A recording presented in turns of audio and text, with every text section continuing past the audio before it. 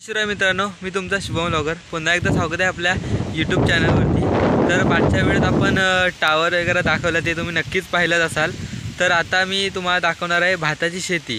भाताची शेती पहिली तुम्हाला दाखवली होती, पण भाताची आता शेती दाखवण्याचं कारण मेन म्हणजे त्या भाताची शेतीची रक्षण करण्यासाठी, त्या माकडांपासून संरक्षण करण्यासाठी असं कंपाऊंड घातलेलं आहे, ते तुम्हाला मी दाखवणार आहे। तर चला आपण ते कंपाऊंड पाहूया। मित्रांनो, जवळच आहे, आपण इथं जवळ लगेच जाऊया। ते छत्री ठेवतो।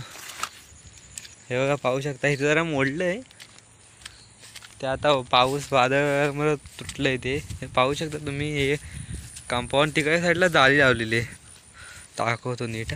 हे बघा, हे माकड शिरू नये आतमध्ये म्हणून ते केलेलं आहे, पाहू शकता। आणि ही काचेची बॉटल आहे, आणि त्याला एक कशी लोखंडाची शीग लावलेली आहे। वारा आले की ते वाजतं टॅन टॅन, म्हणजे त्याच्या आवाजाने माकडं पळतात। इकडं सर तुटलं आहे,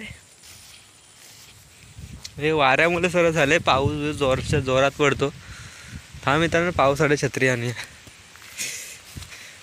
पाहू शकता मित्रांनो, हे बघा, तर भात पसवलं आहे, पण हे बघा भात पसवलं आहे, पाहू शकता। हे बघा, हिरवगार एकदम।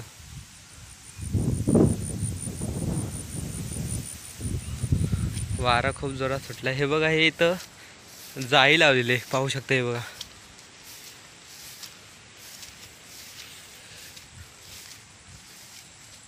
तिकडपर्यंत लावलेले पूर्ण।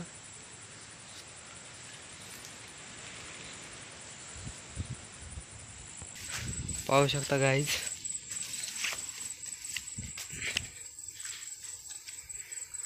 भात पण पसवल्या माकडांमुळे संरक्षण कसं प्रकारे होतं, पाहू शकता तुम्ही।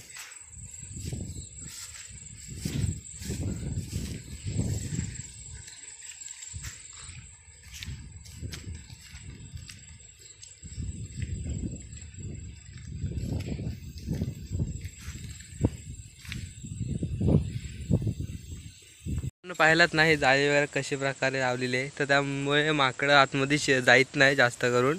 तर मित्रांनो, आता आपण डायरेक्ट दुसऱ्या व्लॉगमध्ये भेटूया। मित्रांनो, व्हिडिओ आवडल्यास नक्की लाईक करा, सबस्क्राईब करा आणि छानसा कमेंट करा। आता डायरेक्ट आपण दुसऱ्या व्लॉगमध्ये भेटू। Bye bye, take care.